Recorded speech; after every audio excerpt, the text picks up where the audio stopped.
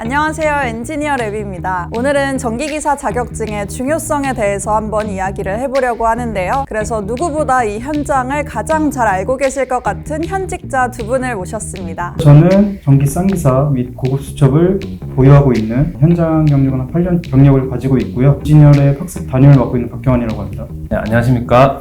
저는 현재 올해로 경력 7년 차이고요. 로터리 포장기계 업계에서 근무하고 있는 유영인이라고 합니다. 네, 그래서 오늘은 전기기사 자격증을 갖고 계신 분과 보유하지 않고 계신 분 이렇게 두 분을 모시고 그 차이에 대해서 한번 이야기를 해보려고 하는데요. 먼저 자격증을 보유하고 계시잖아요. 보유한 분의 업무 범위는 어떻게 되나요? 일단 업무 범위 같은 경우는 이제 회사마다 좀 다른데요. 시설 관리 기준으로 좀 말씀드리면 제조업 같은 경우는 이제 전기 안전관리자를 선임과 동시에 제조업의 업무를 같이 진행하는 편이고요. 업계 특성상 이제 출장 같은 걸 좀 많이 가게 되는데 전기 안전관리자는 어떻게 보면 건물에 좀 상주해야 될 경우가 좀 많아요. 그래서 전기기사를 보유하고 있는 근무자는 상대적으로 출장을 좀 많이 적게 가고요. 회사에서 계속 상주하는 업무를 하고 그리고 이제 수변전, 분전반에 대한 좀 점검을 좀 많이 실시하는 편이고 시설 관리 기준에서는 전기기사를 가지신 분 한해서 전기 과장이나 전기 반장으로 들어가게 됩니다. 그러면 전기기사를 가지고 계시니까 관리자가 되는 거죠? 네, 관리자 업무를 좀 많이 하는 편이고 아무래도 CS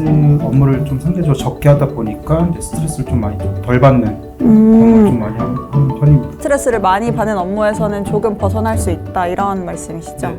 그러면 전기기사를 갖고 계시지 않은 현직자분이시잖아요. 네. 업무 범위는 또 어떻게 될까요? 저희는 아무래도 전기 자격증이 없는 상태로 일을 하다 보니까 전기에 직접적인 관련이 있는 수변전 설비라든가 그 회사에서 전기를 담당하는 업무 하지는 않지만 회사에서 관련된 전기 쪽 분야는 저희가 일을 맡아서 하고 있거든요. 기계 배선을 해야 되는데 그 전기 도면을 보고 거기에 맞게 전기 배선을 하고 프로그램도 넣어서 PLC 업무도 같이 보고 있습니다. 그러면 일을 하시면서 전기기사 자격증을 갖고 있지 않아서 다르다거나 좀 불편했다거나 이렇게 생각하시는 업무도 있을까요? 아무래도 전기 자격증이 없다 보니까 나중에 이직할 때 제가 원하는 전기 분야로 이직하기가 좀 힘든 부분이 확실히 있습니다. 경력만 가지고 이직을 하기에는 좀 무리가 있는 직종이 있다 보니까 전기 자격증이 있는 게 확실히 도움이 되고요. 일을 했음에도 불구하고 전기에 대한 경력이 안 쌓이다 보니까 자격증이 없어서 그런 부분에 대해서는 되게 안 좋다고 생각합니다.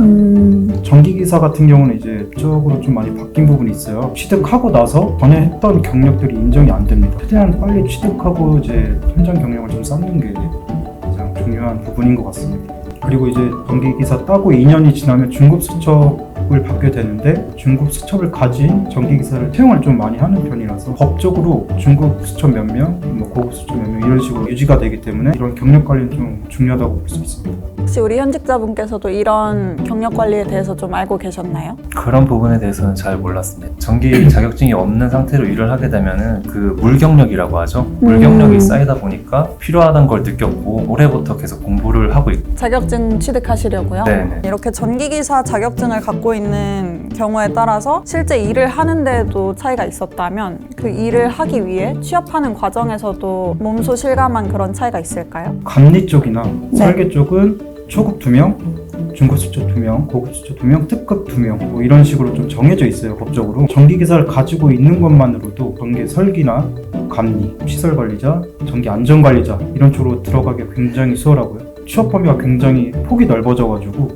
선택해서 취업할 수 있는 혜택이 좀 생긴다고 저는 생각을 합니다. 그래서. 그러면 우리 현직자분도 경력이 좀 쌓였지만 그래도 이제 자격증을 취득하시려고 하시잖아요. 그런 계기가 취업 관련해서 느낀 점이 있으셨을까요? 네, 아까도 말씀드렸다시피 지금 여기서 7년 동안 근무하고 있는데요. 자격증 없이 근무하다 보니까 제가 뭘 하고 있는지 앞으로에 대한 비전도 잘 모르겠고 그다음에 이직할 때 특히 제일 걸림돌이 되는 것 같아가지고 또 가장 궁금한 것 중에 하나가 사실 실제 우리가 이걸 직업으로 삼고 살아가기 위해서는 돈이 아무래도 중요하잖아요. 그런 면에서 연봉에도 조금 차이가 있을지 궁금한데요. 한번 알려주실 수 있나요? 가장 중요한 건 이제 수당이 좀 붙고요. 전기기사 물론 회사마다 차이는 있습니다. 안전관리자를 선임하게 된다면 큰 기업 같은 경우는 그래도 한 이제 월에 25만 원에서 35만 원 정도의 수당을 받기 때문에 1년으로 환산하게 되면은 꽤 큰 금액이죠. 네, 가지고 있는 사람과 없는 사람의 기본적인 연봉 차이는 300에서 350만 원 정도 차이가 난다고 생각합니다. 네, 그럼 현직자분께서도 더 하고 싶은 말씀 있으세요? 전기기사 자격증을 필기까지만 따고 실기를 제가 무슨 이유에서 공부를 안 했었거든요. 그렇게 자격증이 없는 상태로 취업을 하려니까 대기업도 솔직히 좀 들어가기가 많이 힘들었습니다. 저처럼 이렇게 후회하지 마시고